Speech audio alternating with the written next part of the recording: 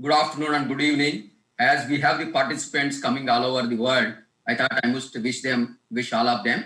And I mean, this is a very, very interesting topic. I mean, the current situation. I mean, global capital markets are, kind of rocketing. I mean, post-COVID, all the markets have, kind of skyrocketed. And particularly from Indian context, this topic is very, very relevant. I mean, as the Indian government is looking to, allow the Indian companies to list overseas. I mean, that's the context with which, this panel has been brought in. I am Raghubabu Gunturu.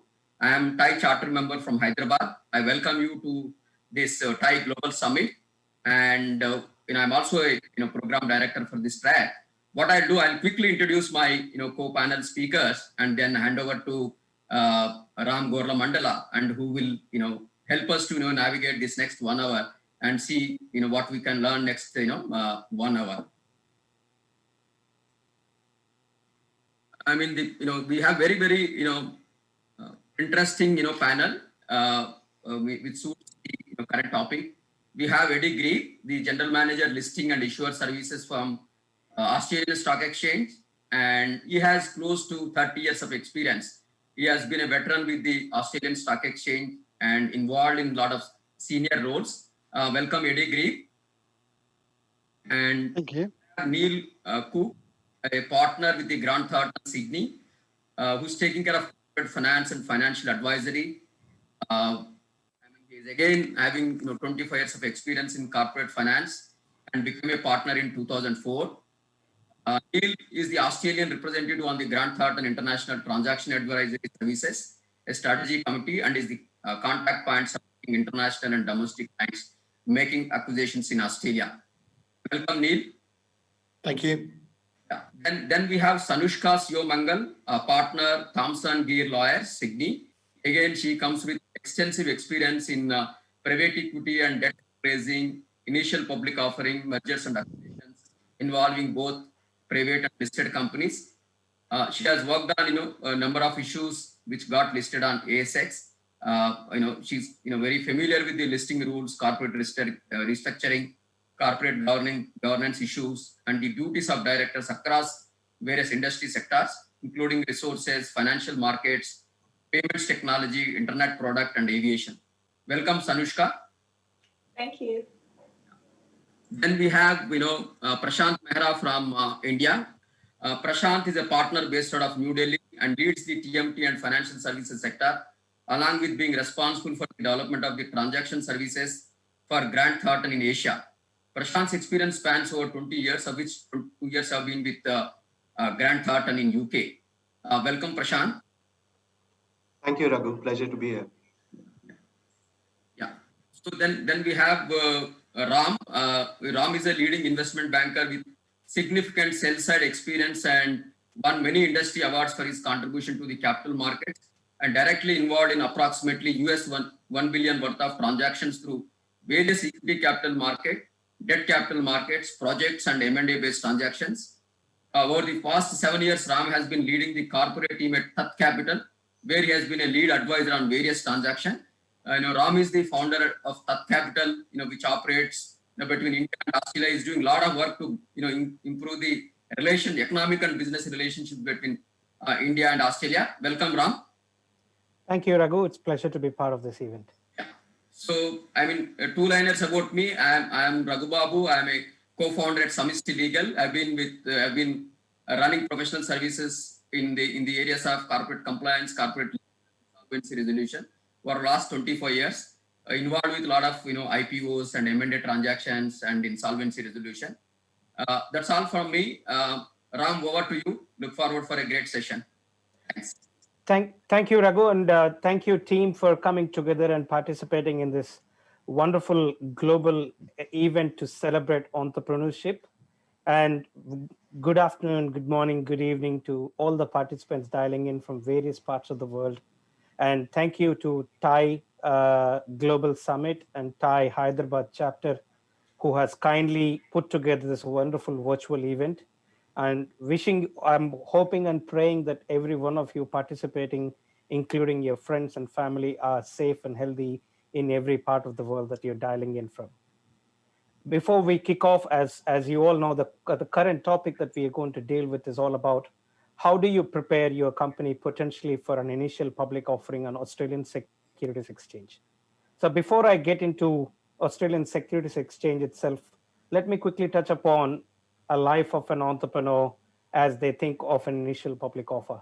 Initial public offer, as most of you know, that's the first time you come to the market and make a primary issuance of securities on any notable stock exchange, thereby creating a liquidity event for your promoters and potentially long-standing shareholders, and also use that launch pad to potentially grow into a larger enterprise and build a bigger public market presence. And obviously, there are many successful IPOs across the world. And let's take a put of a context into Australian Securities Exchange, which is the focus today.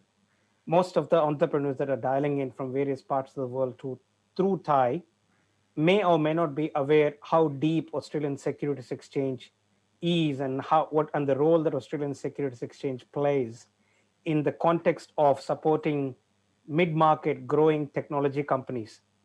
ASX, as it's simply called as, it's one of the top 10 stock exchanges in the world, and it's one of the most vibrant exchanges when it comes to supporting growth stories.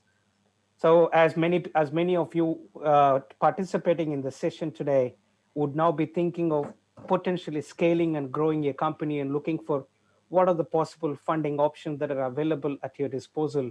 You may be looking for potential further rounds of venture capital, potentially looking for a trade sales or an exit, or potentially looking for organic or inorganic market entry strategies into further geographies within your country or across the world.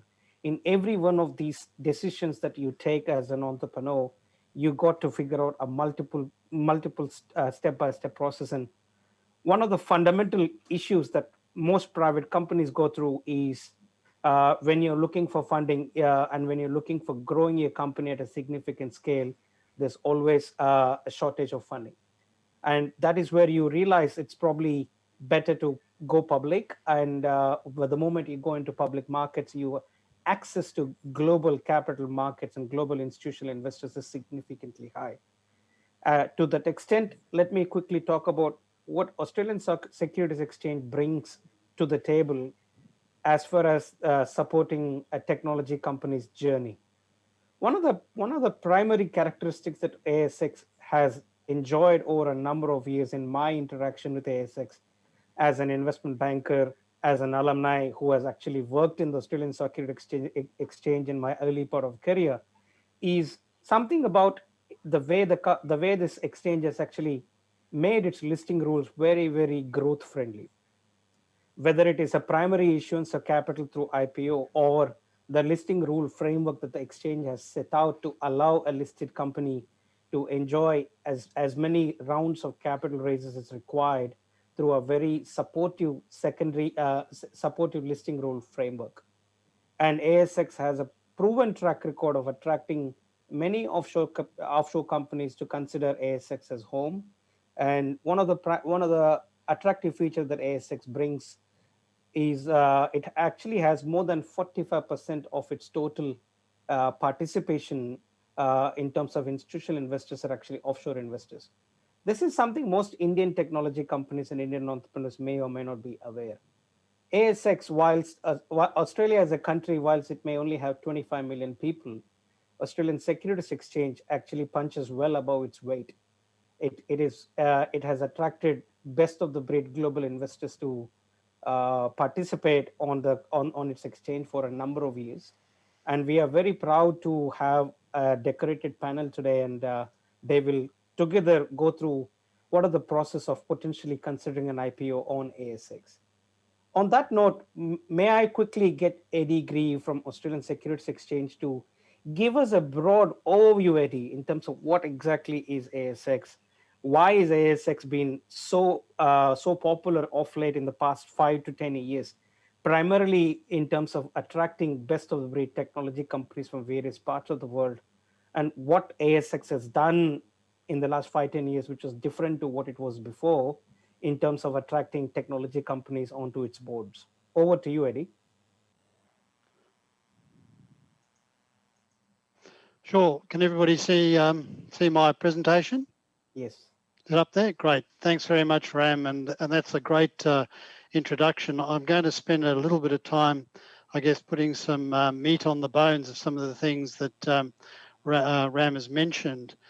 In particular, just comparing ASX with other exchanges around the world and just showing, where we fit in terms of size, in terms of number of companies, capital raised, etc. So just one to just give a sort of a snapshot. As Ram said, we're one of the top 10 exchanges globally. We trade about $8 billion worth of equities daily. We've got over 2,200 listed companies on one board. We don't have a second board, a main board. We have about 120 new listings annually. And we have a very long history, and Ram mentioned this earlier, of listing and funding early stage growth companies. And that really started, I guess, in the beginnings of the exchange when the ASX exchanges were started to fund the mining exploration industry. But as well as that, we've got a robust regulatory environment, which is well respected by investors, but at the same time, it's flexible and principle based. I'll go on just to also talk about, I think probably the main point here, which is the fact that we have the 4th largest pool of pension funds globally. And just to show you that in context, in 1992, the Australian government introduced a compulsory pension scheme where everybody is required to put in a percentage of their salary, currently 9.5%, into a pension fund. As a result of that initiative, Australia is now the 4th largest pension pool in the world in absolute terms. So, that's not sort of per capita, it's in absolute terms. And importantly, about the point there is that that pool is growing very rapidly. It's projected to grow to about 10 trillion by 2038, and that presents a challenge and also a problem for us. The challenge is that as those funds grow, they need a home. And our market is currently fairly concentrated in financials and resources, and our investors are looking for diversity. They're looking for diversity both in terms of geography, so from countries around the world and including India, but they're looking for diversity also in terms of sector, and in particular, the tech sector is of great interest. So that's that really underpins our market to a great extent. In terms of number of new listings, as you can see on this slide, ASX is one of the world's most active exchanges by volume of listings. If you look over the period of last year, we were 3rd in the world in terms of numbers. Significantly ahead of other exchanges like TSX, London, SGX, and the NZX.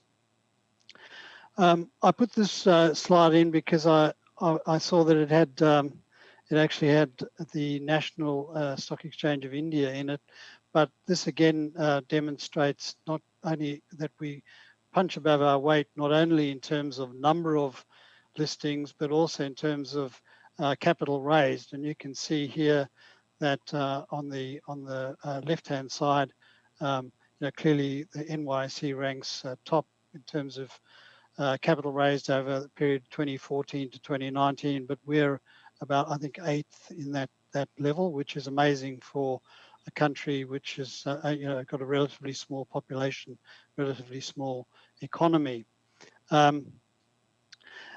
In terms of secondary offerings, this is an area of particular importance. As I mentioned, we have this large capital pool, but we also have a very flexible framework. And Ram, I think, referred to this earlier, very flexible framework for raising capital once the company's already listed. And nothing demonstrates this more than just the market for secondary offerings since March this year, when all global markets were highly challenged as a result of COVID, and many companies had to come to the exchanges around the world to bolster their balance sheets and basically, in some sectors, just to make sure they actually survived the crisis. And you can see there that in this period, Aisx ranked first in the world in terms of number of secondary raisings, and in terms of value, we were still up there, equal with the LSE, London Stock Exchange, for example, at 29 billion. So that's another very positive story and a very good reason for companies to consider listing on ASX, that it's not just the IPO where there is liquidity, but there is ongoing liquidity available, and particularly in times of stress, financial stress. We are increasingly an international exchange. We've put a lot of focus into attracting listings from abroad for the reason that I mentioned earlier, which is to create more diversity within our exchange. It's not surprising, I think, it won't be surprising to you to see that New Zealand is our top foreign market, although that number of 61 has grown from less than 25 years ago. I think what we are most proud of is the number of companies that we have from the US, which, as you can see, is 47, the second largest market for us. We've also focused on Israel, Singapore in particular, and the focus there in all of these places has been the tech sector for the reason that I mentioned earlier. Now, you may question why would a US company be listing on ASX, and really it's due to a number of factors. One is that deep pool of capital that I mentioned, and the desire of our institutional investors to get the diversity that they require. But more importantly, from a company point of view, it really allows the company to list probably at a relatively early stage compared to what they would normally list at in the US. And this has a number of advantages for them. And what we've got up here on the slide is an indication of the point at which a company can enter an index. And as you can see from the slide, that our benchmark index starts with the S&P ASX 300, and a company from the US can list with a market cap of less than 300 million and potentially get into that index. That compares with, obviously the S&P 500 about 11.8 billion. The NASDAQ 135.4 billion. So the important point about that is that companies can get into a benchmark index. They then attract the funds from institutions that obviously are benchmarked to that index.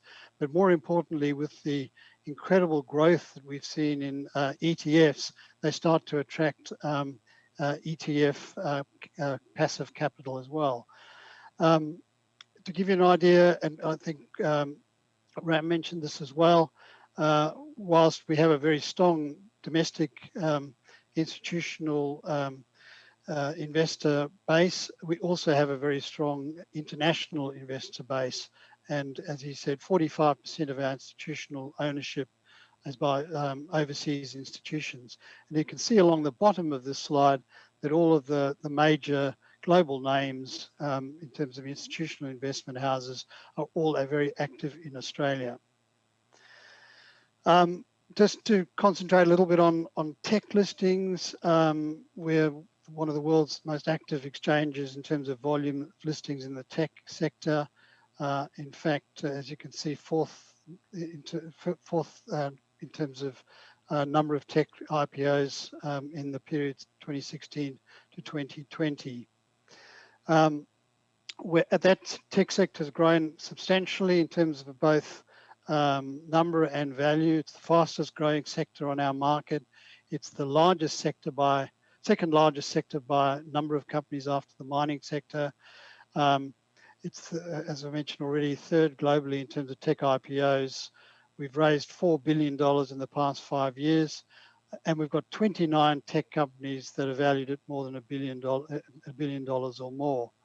I limited in time, but it's probably worth just showing you, mentioning a couple of the listings that we had in the tech sector in 2019, just to show how global we are in terms of reach. Fineos is an Irish company listed in late 2019.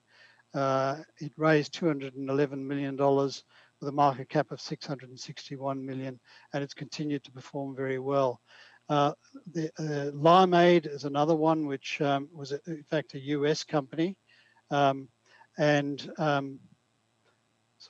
Limeade raised 100 million for a market cap of $453 million market cap. We in Australia, the US, obviously has the FANGs. We have the WAXs. That's WiseTech Global, Afterpay, Appen, Altium, and Xero. And just if you look on the left-hand side of this slide, you'll see, for example, WiseTech Global currently has got a market cap of $10 billion. Its market cap since listing 2 years ago has increased to close to 800%. So the standout, of course, is Afterpay, which has had a return of 9,520%.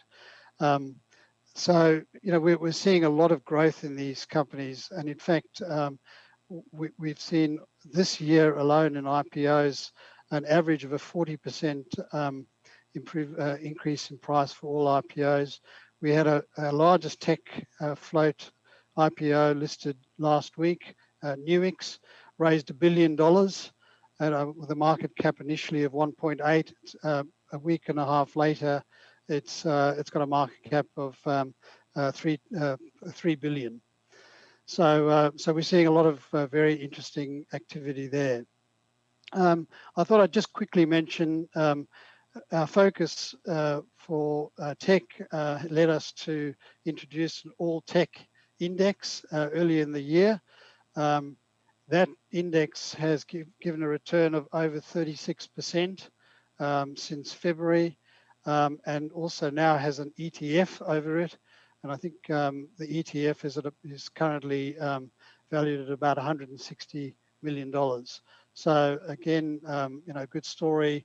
And you can see within that index, we've got 5 US companies, the Irish company I mentioned, 1 Israel company, and 1 New Zealand company.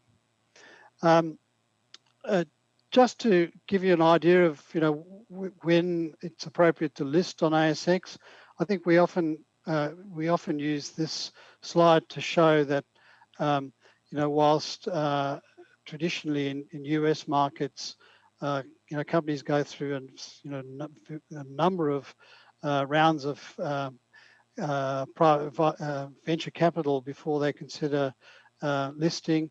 The Australian market is quite receptive to listings at an earlier stage than that. And, what we're seeing is a strong appetite for companies that are valued at between 50 and 500 million, usually in the sort of Series B and beyond stage.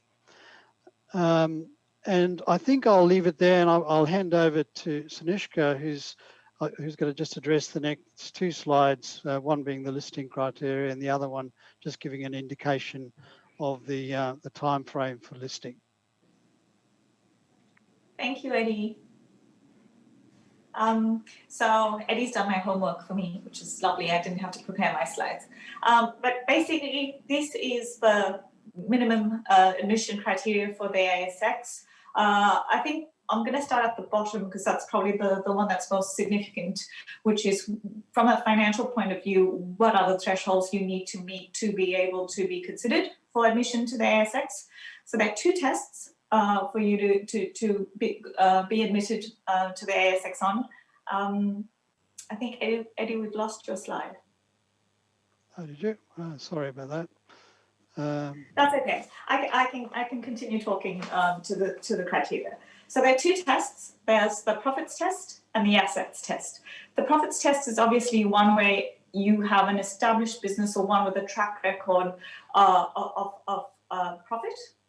And those thresholds are an Australian $1 million aggregated profit from continuing operations over the past 3 years, along with $500,000 of consolidated profit from continuing operations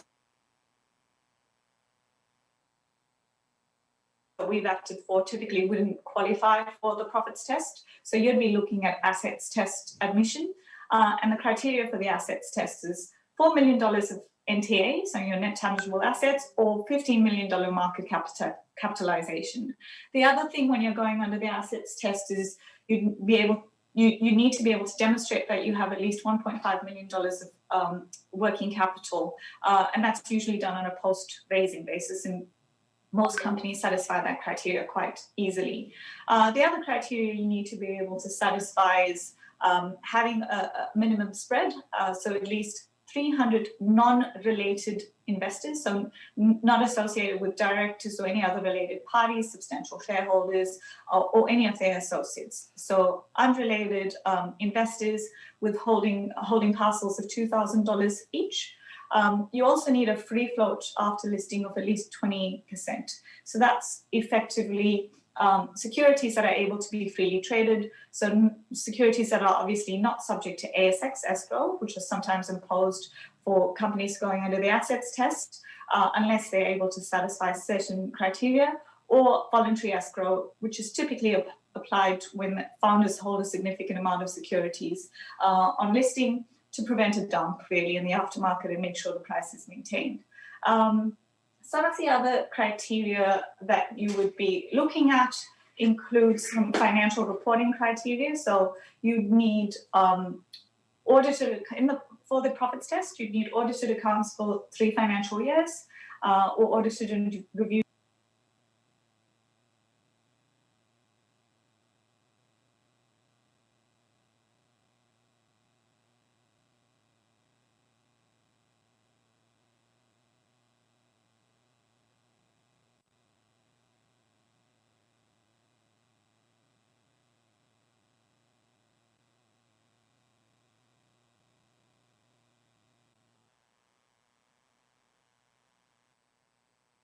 Under the assets test, same as a profits test, except you need really only 2 years of audited accounts. Neil will probably take you through a bit more. That's really his purview.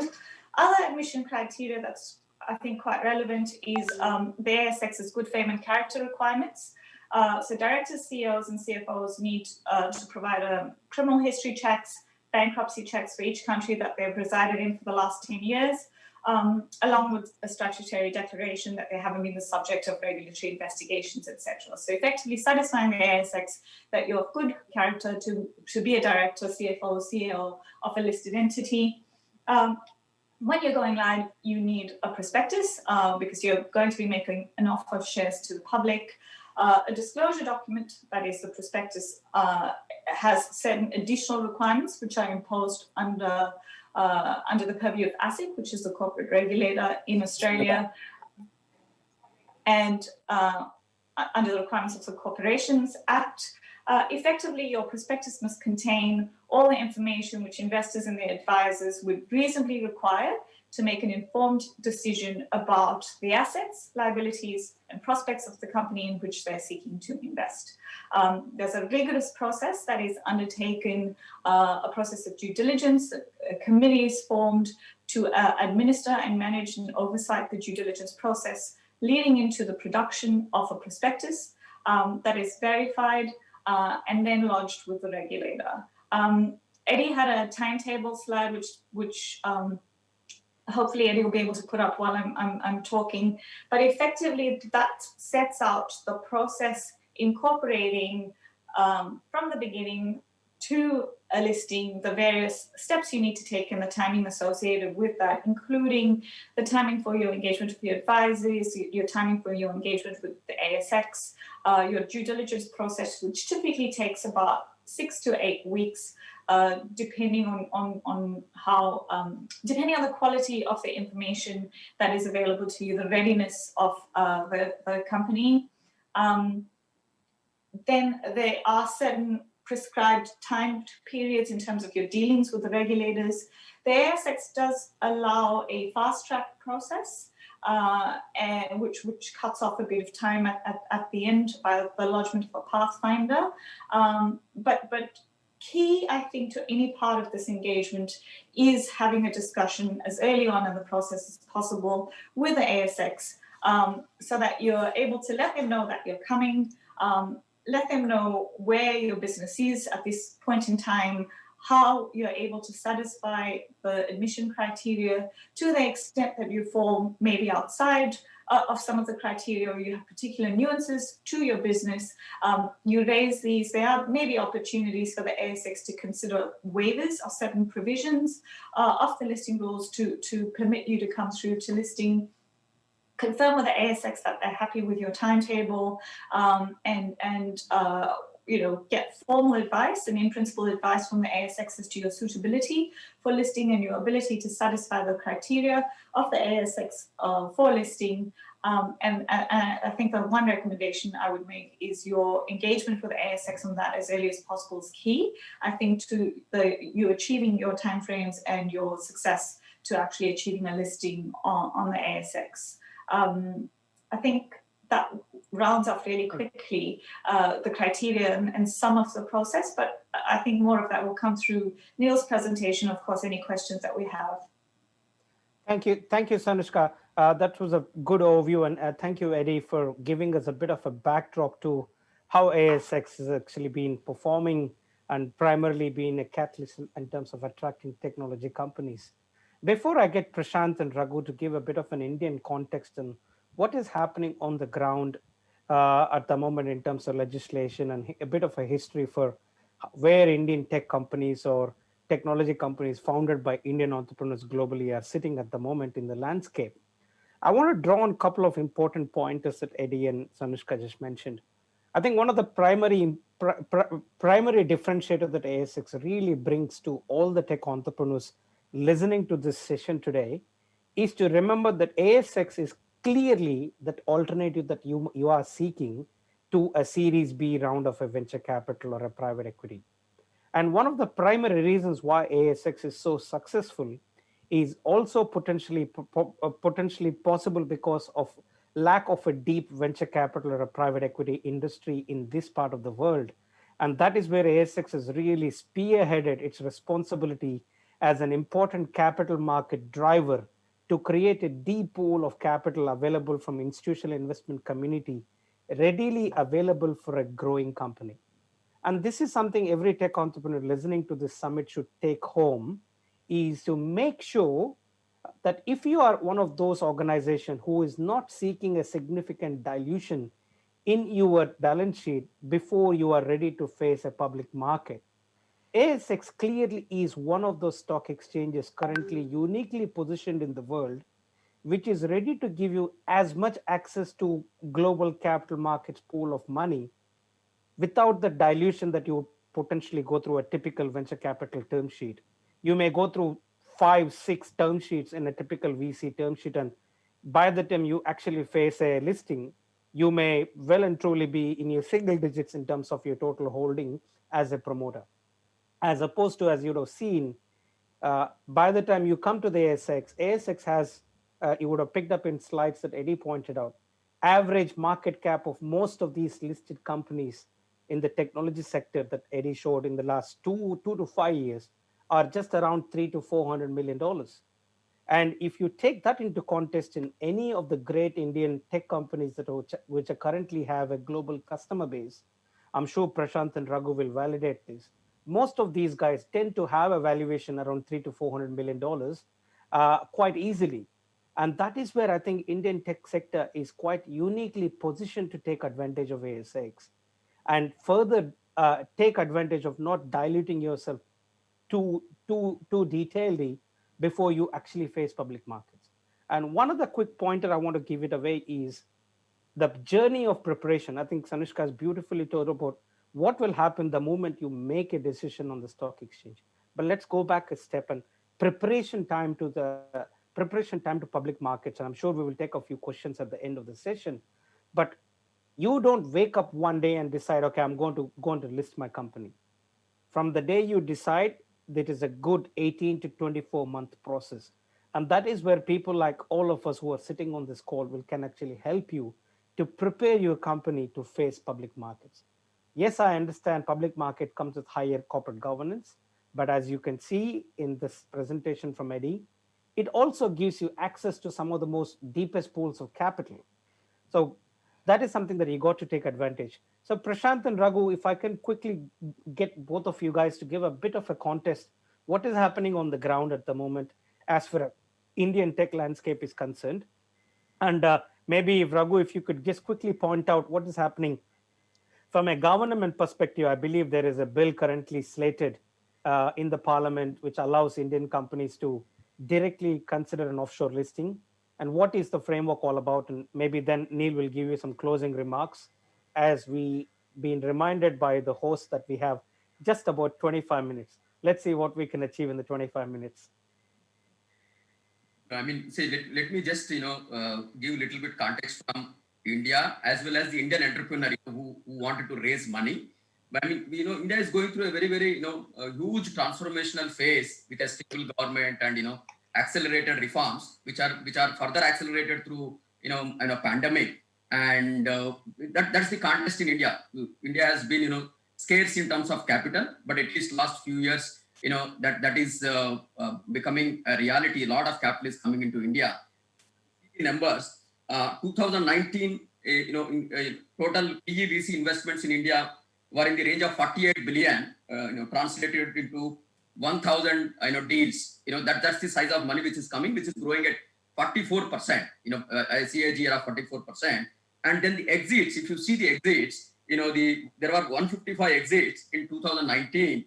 And before that 2018. I mean, one of the challenges for the institutional capital is the exit. I mean, that is where this, the IPO, domestic IPO as international IPO can give the opportunity for the institutional capital to the exit. I mean, that's on the, one context. The second context, where are the, how is the Indian companies getting listed?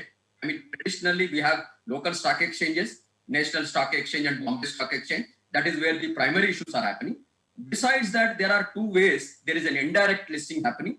Very, very hugely established, large market cap companies are allowed in the form of deposit receipts, a global deposit receipts and American deposit receipts. That's where, companies are listed on NASDAQ and NYSE. Very, very few, bunch of, maybe 5-6 companies are listed. That is one way indirect listing is happening, but very, very few number. The second way, where the companies had to do a primary issue overseas, the challenge was, Indian laws did not allow Indian companies going and listing overseas the same legal entity. That is where, to get this challenge out, these Indian companies went to various jurisdictions like Luxembourg, London, Singapore, Mauritius, and created a holdco. And then these holding companies were, listed in those markets, and that money, pumped into the Indian market, Indian companies, Indian subsidiaries. I mean, this is how traditionally the, overseas listings in the indirect way were happening. But the biggest challenge the entrepreneur is facing, while after you mature, after enough value is created, if you are to go and list outside, and obviously the Indian company ownership has to be moved to the overseas company. I mean, that would involve huge tax compliance, tax obligation, and the legal complications. So that's for the mature companies. Now the early stage companies, I mean, definitely now the tech entrepreneurs have realized where capital is available, where customer is available, I should be putting my setup there. Thereby, I am valued better. I can raise capital easy. That's how last few years, a lot of Indian tech entrepreneurs started going out and incorporating the companies those markets where, capital raising is easy and valuation is higher, and, there is a closer to the customer, like, maybe US, Singapore, those kind of markets. But, that's a huge, debate and, controversy which is coming up while the entire work is happening in India. But, you are keeping the parent companies elsewhere. India is not getting its due recognition. I mean, these are the, this is the dichotomy, Indian business, Indian government is in. Now, in light of all this, now the government has taken a huge significant step, which has been the demand for the lot of entrepreneurs and the, the institutional investor, allow Indian companies to list overseas. That is where the Indian government already enabled the legislation. We are in the process of getting the new, detailed guidelines, for thereby the Indian companies go on list overseas without having the listing in the host company, without having the listing in India.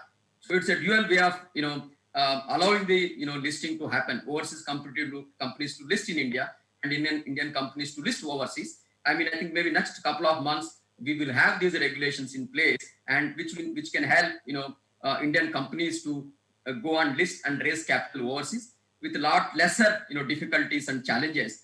I mean, that's where, currently, Indian, there was a committee which was constituted.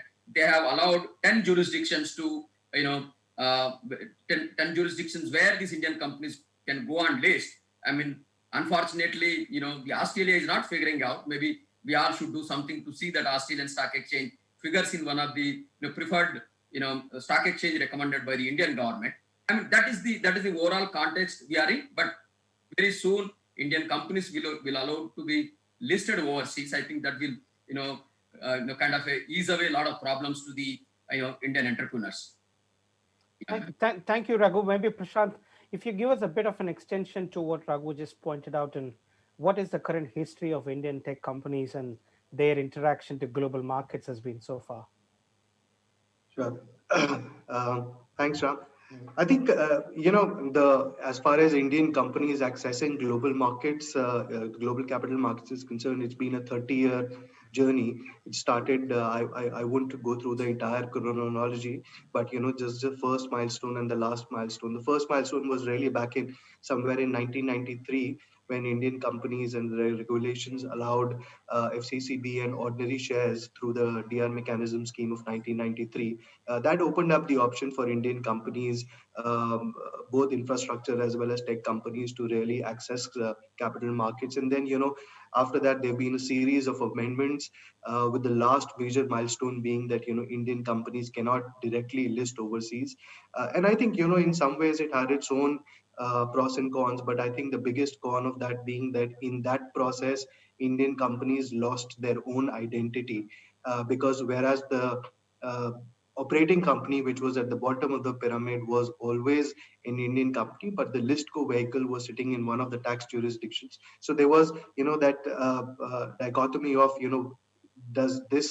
is this recognized as an Indian company or not? And I think in that process, somewhere Indian companies lost both identity and value, because they could not completely side by the India growth story. As far as the legislation is concerned, I think it's a very welcome move, both by the corporate as well as the professional world. It's part of Prime Minister Modi's campaign of Atmanirbhar Bharat.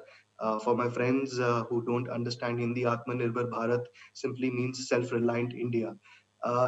It does not mean that the Indian stock exchanges are anyways inferior to any of the overseas exchanges. It simply means that Indian corporates should be given an equal opportunity to access global markets, and which is why the scheme is very fair and very welcome. It's still in a draft stage, where we will know possibly in a few weeks, maybe early January, on what exactly that scheme is. But yes, I think the moot point being that it will allow Indian companies to directly list on foreign stock exchanges. Will it be straightforward? I'm afraid not. It will be very complicated, because there is FEMA, there is income tax, there is Companies Act. All these need to be amended to make sure that there is a clear path for that to happen. I think the government is very conscious of the fact that even if you are bringing in a welcome move, if you make the doing business of that complicated, it's not relevant. Which is why I think there is certain time, effort being spent on drafting the legislation, so that it is, though it will be recommendatory in nature, but otherwise it's very clear and there are no ambiguities around it. Uh, so, that's really about the legislation. We'll really need to see once we cite the draft on what exactly is there. But, going back into history, London Stock Exchange has been quite popular with India, which is mainly because of, the banking, energy, and F&B companies. When we talk specifically of the tech companies, the NASDAQ and NYSE have been very popular. I mean, we've got some remarkable companies in India who've been listed there and have had a fantastic track record. Uh, this is a very good opportunity, for Indian companies to remain Indian and access global capital. The Indian tech sector is being recognized globally as one of the fastest growing sectors. And, as I've heard from my other colleagues on this call, for the Australian exchange has a red carpet for tech companies, offering them better access to capital, offering them a better valuation. I don't see any reason why, the Australian exchange, though India hasn't had any history of companies being indirectly listed on the Australian stock exchange. I don't see any reason why this will not be favorably considered as part of the legislation, and both as far as the corporates are concerned.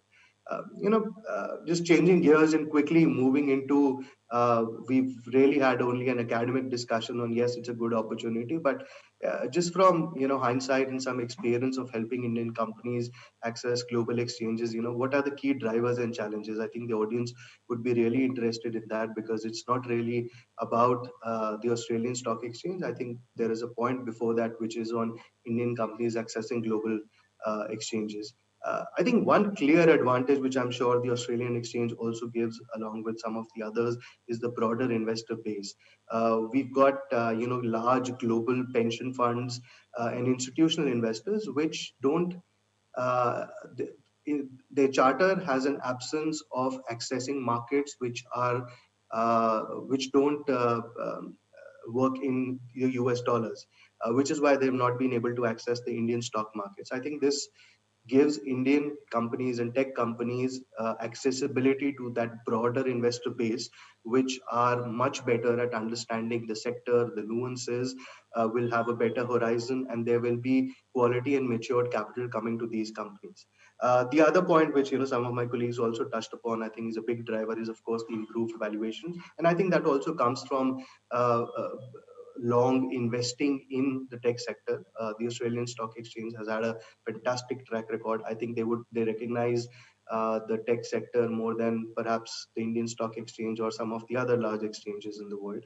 So that improved valuation is definitely a driver. And I think finally, it is about that brand visibility. Overseas listing enhances brand awareness in various developed markets, such as the Asian larger continent outside the subcontinent, US as well as Europe. In terms of challenges, I think, as I had mentioned, that since the legislation is in draft stage and there are various Indian laws which need to be aligned to make sure that does not get complicated for Indian companies to list overseas. So the Indian regulatory constraints, need to be seen. There are various limitations and eligibility requirements which force Indian companies to consider alternative legal routes to list abroad. So, that hopefully will be out of the way. But we also need to make sure that all relevant laws are aligned so that we don't have two laws talking different language. I think finally, Prashant, another, sorry. sorry, Prashant. I just want to bring in Neil Yeah. in that context that you're just speaking about. Cognizant of the fact that we need to have some time for discussion. So, Neil, in this context that Prashant is just speaking about Indian companies potentially accessing global markets, what would be your 2 to 3 point advice if they were to potentially seek ASX as the potential venue as they prepare their journey towards an exchange? Obviously, we all spoke about the pros and cons of ASX and how ASX has been already proving early stage product companies and early stage tech companies to get the multiples of valuation as they get. But what would be your advice on how do you prepare these tech companies to face these public markets? Yeah, sure. Thanks, Ram. So I think the key points I'd make is you need to make your company attractive to investors. So as Eddie has pointed out, there's a deep pool of capital to be deployed, but there's also a significant amount of IPOs. So there's a lot of demand for that capital. So you need to make your company attractive to investors. So establishing an audited history. If you've got a history of operations, it is market practice to have some forecasts in a prospectus in Australia, which isn't market practice in many exchanges around the world. In terms of other things not to leave till the end is around governance, making sure you get an appropriate board. It's got people who are known to the market in Australia. So if it's an Indian company, you still retain the Indian nature of the company, as Prashant has spoken to, but also making sure that you have the relevant board in place. And just things like having a well-defined and articulated business model. Investors want to understand the underlying sort of driver of how do you make money. Before we just move on to some Q&A, because I'm cognizant of the time, just quickly touch on some of the type of technology companies that have IPO'd in the last few months on the Aisx. So anything to do with digital adoption, buy now, pay later. There's been quite a lot of IPOs of those type of businesses. Anything that's facilitated accessing basic services at home. So the use of the internet globally is accelerated by 3 or 4 years due to COVID-19. So anything that helps facilitate the accessing of those services. E-commerce, obviously, we've seen some great success stories of around the world of other countries. We've just done a listing of 3 or 4 e-commerce businesses, which a couple of them only started a couple of years ago and have got quite high revenue multiples. They're not yet profitable. So they're the kind of things that for the audience out there, if you've got a technology business that's not just a usual sort of SaaS business services style technology business, but something that's really resonated with consumers and investors, then certainly the Aisx would be certainly a worthwhile market to contemplate. Thank you, Neela. That actually puts a bit of the context to what I want to discuss over the next 7 odd minutes that we actually have in our hand. I think one of the key message that all of us are sending to each one of you who's listening to this workshop is all around. Doesn't matter which part of the journey you are. Mainly, if you are a product company, I think, as you would all know, as a product company, you will have a significant R&D that goes through in terms of proving your product. And in most cases, you are not a profitable company. And this is where I think Aisx and Aisx listing rule frameworks that both Sanushka and Eddie pointed out are very, very friendly for a product company while they're building an ARR journey over a period of time. You will actually find Aisx listing rules very, very friendly to grow as you build your product and as your product matures. And this is where I think I want to make sure if I can maybe quickly get Prashant, and what has been your view on what kind of technology companies are either founded by Indians living in India or Indians that you may have advised with offshore HQs that you would traditionally see potentially going towards a public market? There is generally a type of company that you seek this kind of exits. Ram, thanks for the question. Tech, I think, has become a very broad and general word. So, we need to quickly start talking subsectors within tech. So in the context of India, I think, if I were to put my money on a single subsector within tech, I think that would be fintech. India is a large country. We've, thanks to certain schemes, fortunately or unfortunately, whether it's demonetization or whether it's GST, I think the Indian customer has generally moved towards digitization, which is as basic as buying an insurance policy online to making digital payments. So I would put my money on fintech in India. I think that's got huge potential. And I think the other thing which I would which probably is an outcome of the pandemic, is the gradual move towards from brick and mortar to e-commerce and now towards omni-channel.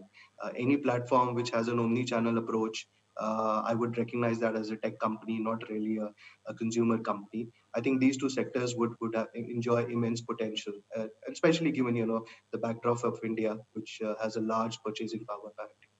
Thank you, Prashant. Again, that actually puts very well into the context that we are speaking about. And one of the important factors I want to remind all of you is to keep your eyes in sight of the of the big 10 trillion number that Eddie told. By 2038, Australia will have a $10 trillion of pension money to be allocated. Don't miss that boat. As you are trying to build your tech company to scale, and you want to be part of that exchange which has a problem of plenty rather than problem of deficit, this is one of those exchange which has got significant amount of domestic firepower to actually fund you as you grow. This is the key message that I want to send out to all the tech companies out there. There is potential there is actual $2 trillion of money available today with the 25 million people population base this country has, and it is scheduled to grow to 10 trillion.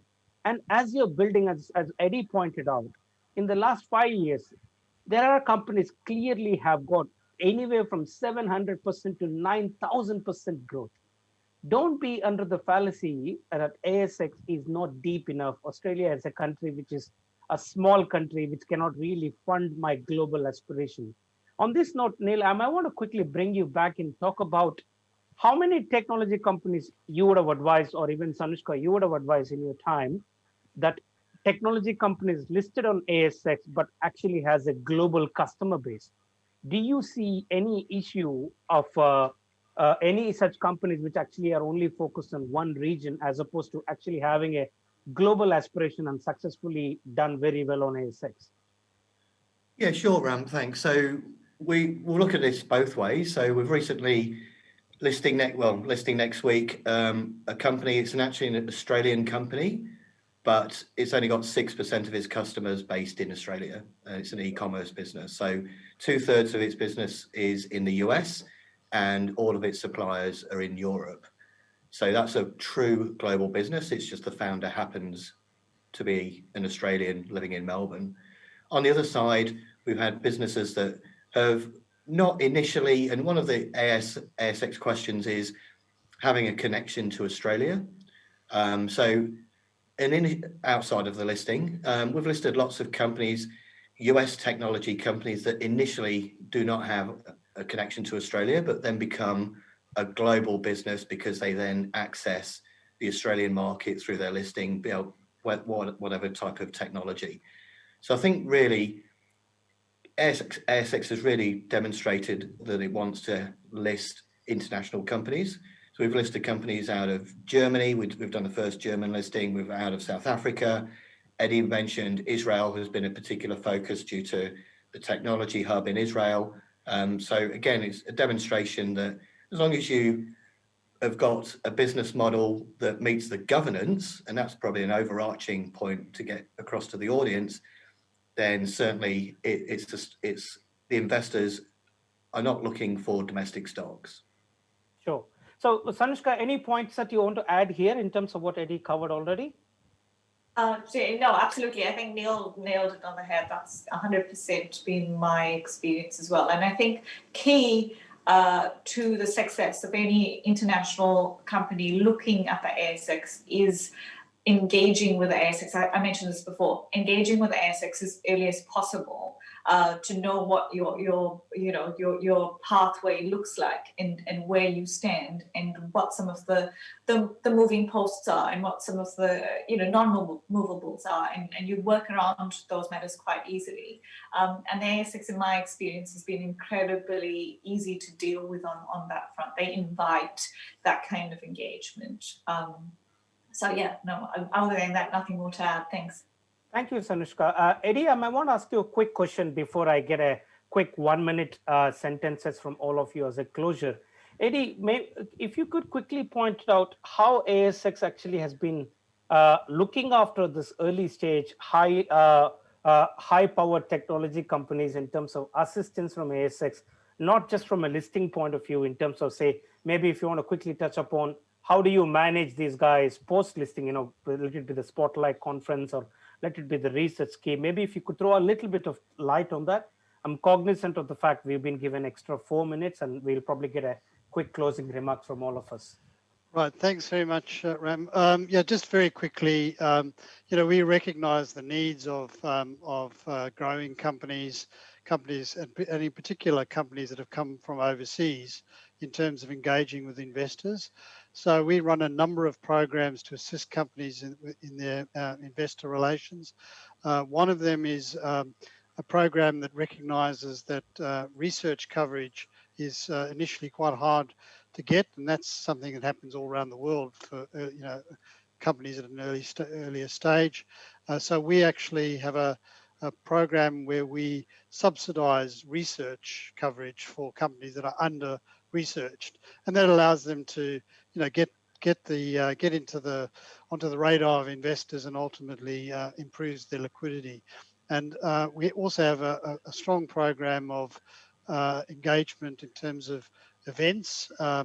We have a number of different events, 2 major ones a year in the small to mid cap space, where we have, literally thousands of investors who tune in to presentations over a 2-day period.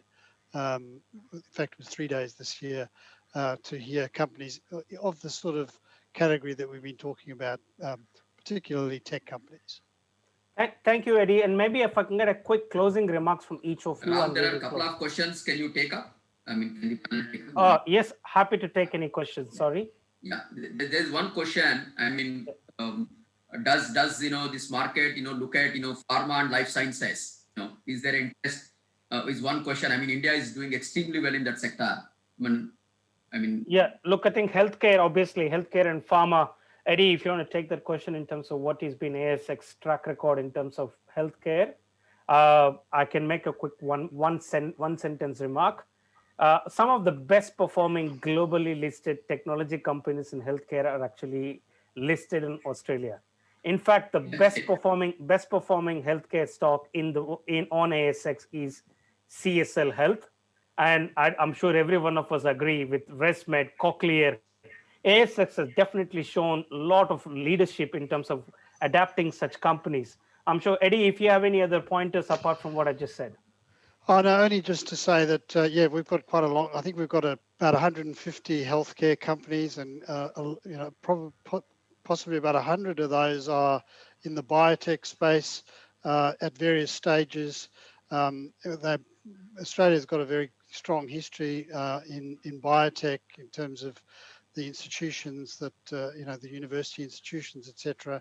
And there's actually been quite a strong partnership between Aisx and those institutions in terms of being able to raise capital for their work in terms of advancing their products. Thank you, Eddie.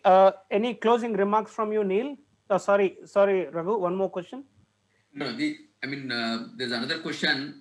Is the cost of the transaction, raising funds on doing IPO on Australian Stock Exchange versus rest of the markets? Do you guys have an indication? Sure. Neil, do you want to take that question? In terms of the cost of listing? Yes. Yeah. Yeah, well, it's not one size fits all, obviously, depending on what the business does, the complexity. From a financial perspective, is it just historical information, or are we having forecasts in the prospectus, which increases the cost quite substantially? So I don't want to sort of put numbers out there, but certainly if you would compare the listing cost to a NASDAQ or Hong Kong, for example, they are substantially less. Okay. And may I also point out to everybody here, if you jump on the listings tab of Aisx, Aisx has a wealth of resources, including the listing calculator, listing costs. Everything is black and white available on the exchange. If required, we can obviously supply those links directly to all the participants post the call as well. Okay. Any closing remarks from you, Prashant? Thanks, Ram. I think just quickly 2-3 things, and I'll try and sum it up under a minute. As far as the legislation is concerned, I don't think so. It's a question of when. Actually, it's a question of when and not if. Unlike earlier, as far as overseas listing is concerned, this is not something which everyone can, should, or would. So it's important to make sure that you do your internal diligence whether that exchange and overseas listing is the option for you. Uh, in terms of sector, would summarize that it should my bet would be on again fintech as well as anything to do with e-commerce. And finally, I think when evaluating overseas listing, it's very important to make sure that a part of your universe has to be outside of India. You can't be a purely domestic operating company and try and access global capital. We've seen that being negative for some of the companies which are listed on AIM. So whether it is your vendors, your competition, your customers, any kind of technology, but as long as your universe or part of your universe is global, I think overseas markets is the option for you. So that Look, would be for me. thank you, Prashant. And I don't believe we have any more luxury of time on our hand. But may I take this opportunity to thank each and every one of the panel members, starting with Eddie, Neil, Raghu, Sanushka, and Prashant. I sincerely appreciate all of your time generously given to Thai. And I'm pretty sure every one of us would be available offline for any of the entrepreneurs listening to us. We encourage all of you to get in touch with us. And obviously, we have a lot more material to cover, but given the paucity of time, we will leave it there. Should there be interest, we will definitely be able to further schedule workshops for various parts of this puzzle. Obviously, this is a bigger topic. And may I give a quick shout out from all of us to Thai Hyderabad chapter to take this, who have taken this responsibility to pull together such a major event in the midst of pandemic. And special thank you to Thai Global Summit to accommodate all of us from Team Australia. And may I say, Team Australia, we are more than happy to welcome all of you to on our shows, on our exchange, and from our regulator standpoint. We are all looking forward to welcome you all to embrace the capital markets here, and we look forward to interacting with you in the near future. Thank you once again. Thank you, guys. Thank you. Bye-bye. Thanks, everybody. Thank you. Thank you. Thank you very much, everyone.